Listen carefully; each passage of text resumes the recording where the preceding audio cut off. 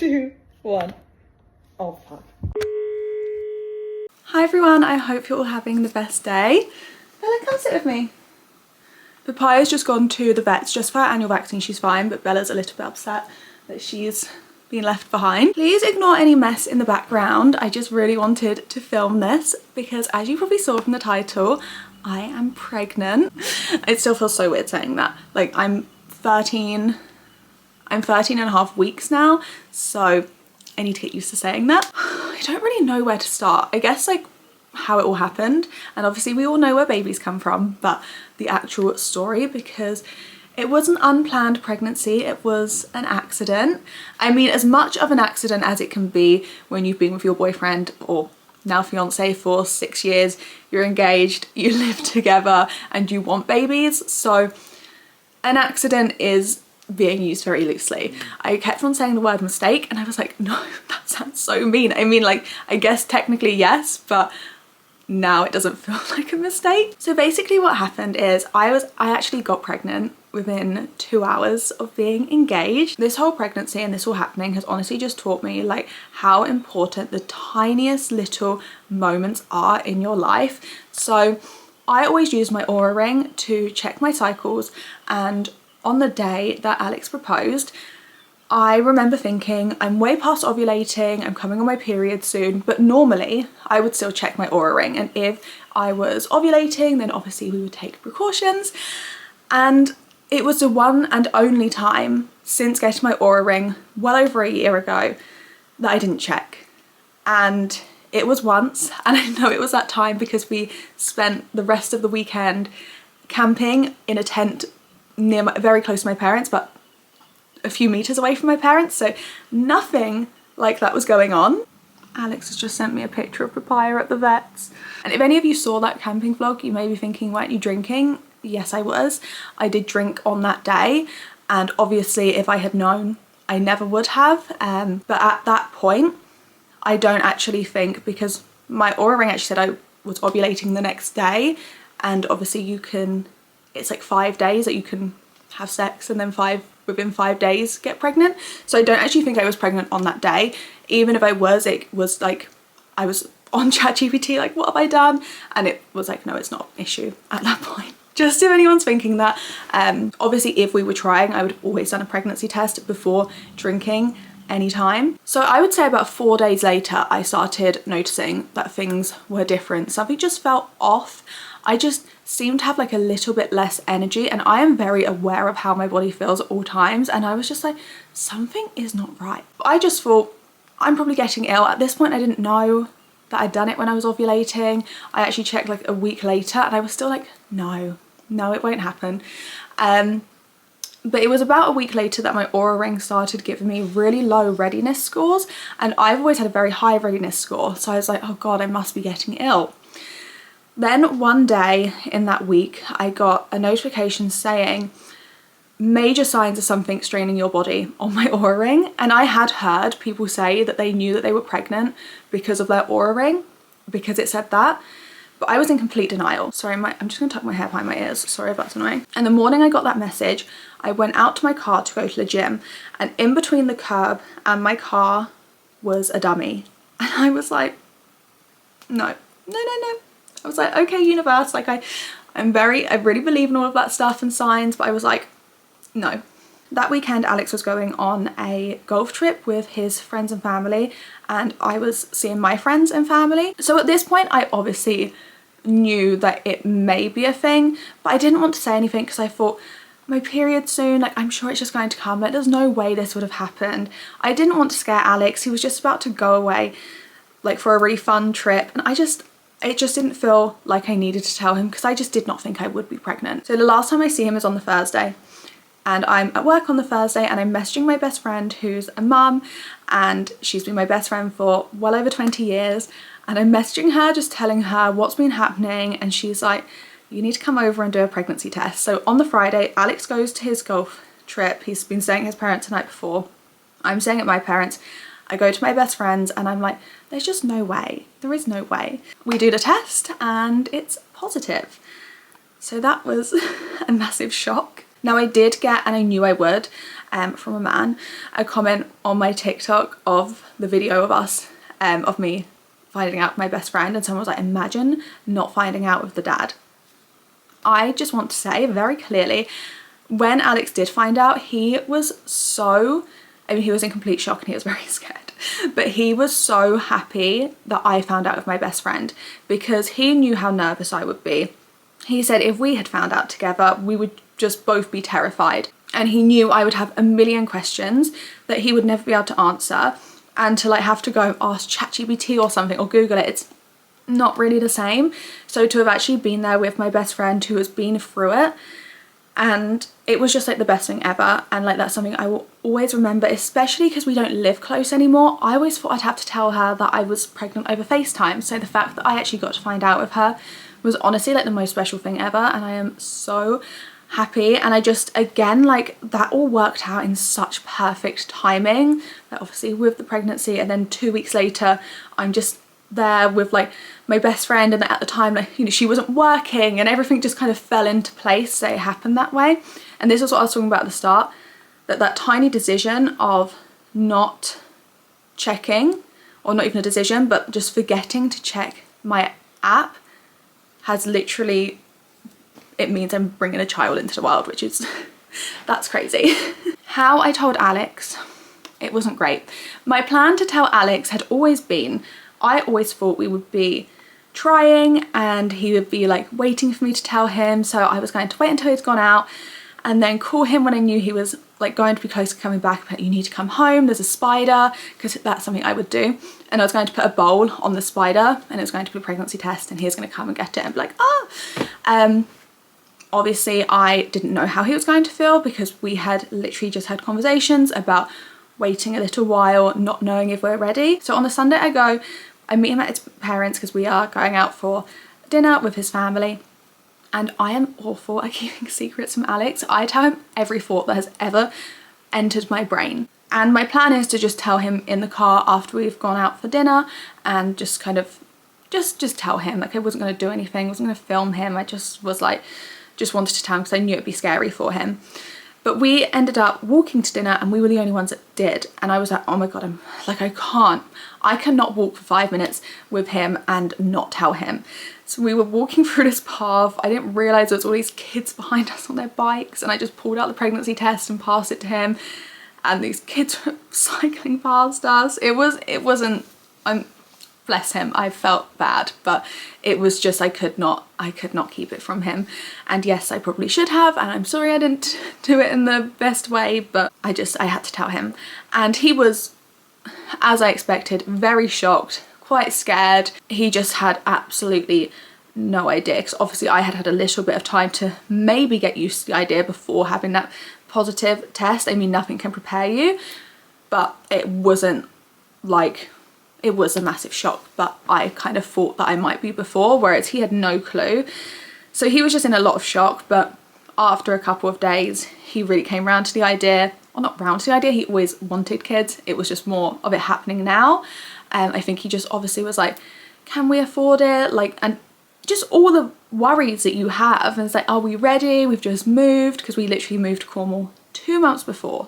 So it's been overwhelming, but now he is so excited, and he will be the best dad. And he's the best dad to the girls, so he will be the best dad to a baby. So in terms of the first trimester and how I've been feeling, so physically, oh my God, it was awful.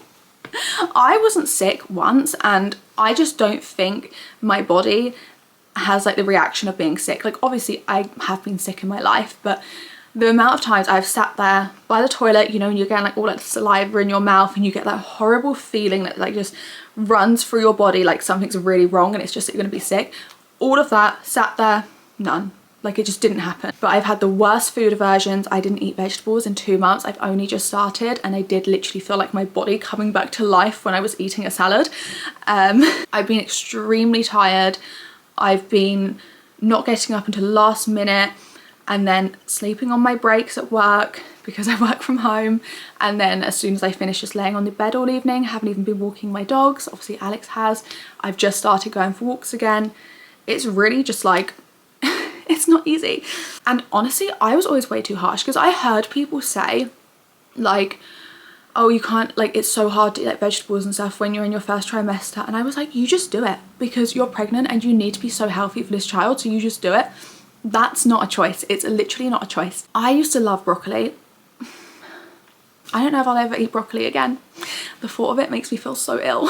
And I'm not actually sure if your first trimester ends at 12 weeks or 14 weeks, because I see different things everywhere. My app and ChatGPT say week 14, but like the pack I got from my midwife says week 12, so I'm not actually sure. But I'm 13 and a half weeks, so coming into or just into the second trimester, and I'm feeling so much better.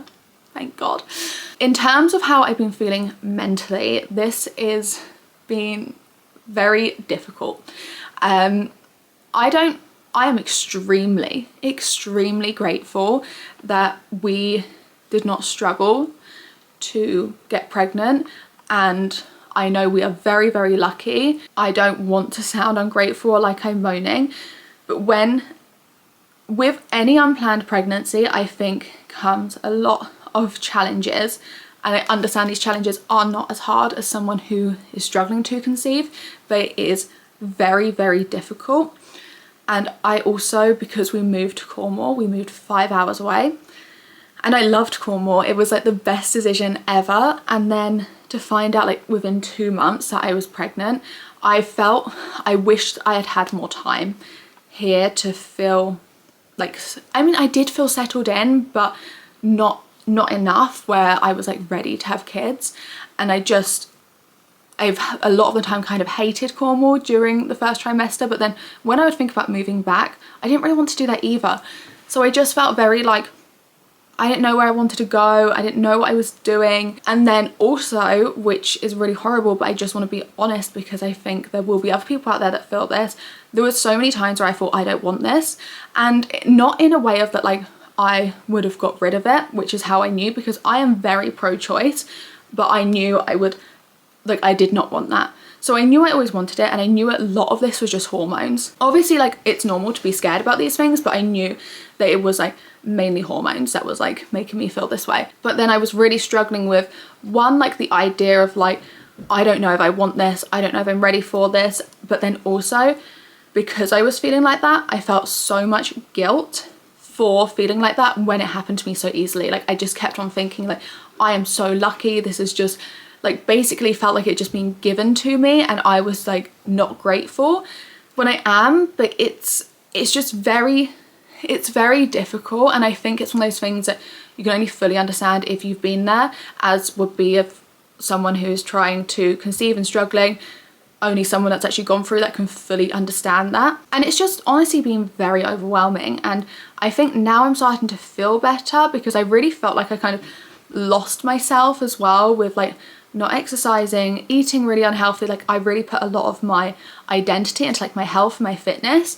So just to kind of feel like I didn't know who I was, I had just moved so far away, and I didn't know where I wanted to be, and I didn't know if I'd be a good mother. Like, it was all just these worries, which probably are like really common, but it was very overwhelming. But now I am feeling a lot better, and I do feel going into the second trimester, just being able to like go for walks and like eat better, I can just already feel like mentally I feel a lot better.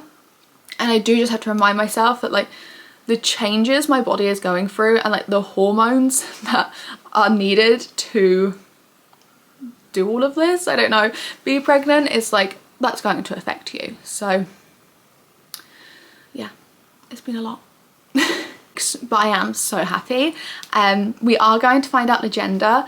I would love a little girl, and I know people might be annoyed that I say that. I feel like every girl wants a girl, just like every boy wants a boy. But of course, regardless of where it is, I will love it just as much. I just feel like I have a lot I could teach a little girl, and I'm sure I could teach a lot to a boy as well.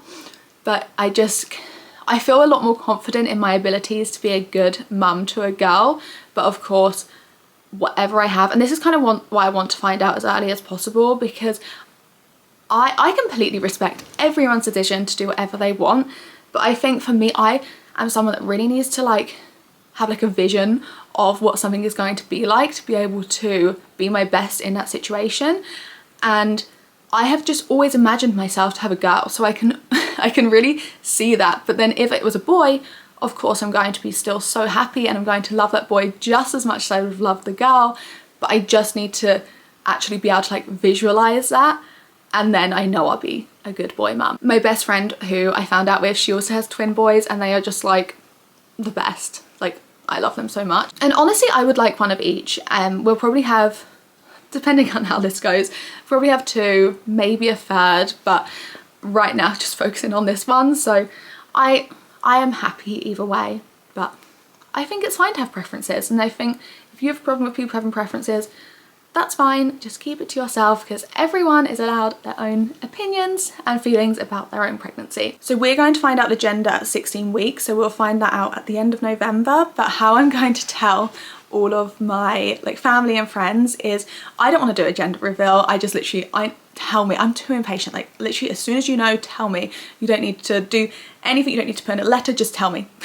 But I just felt like it would be fun to do just something small. So I'm just going to get some cupcakes and do the blue or pink filling and let like everyone like bite into them, and just, I don't know, I just think it's fun to do stuff like that. And obviously my friends and family are all just so excited, so it would just be fun to do something like that. I have a lot of baby names I like, but I think we'll wait. I'll probably post stuff like that on TikTok, but I just wanted to tell you all and speak to you all about it. Honestly, like it's very therapeutic to speak about it. Oh, one other thing before we go.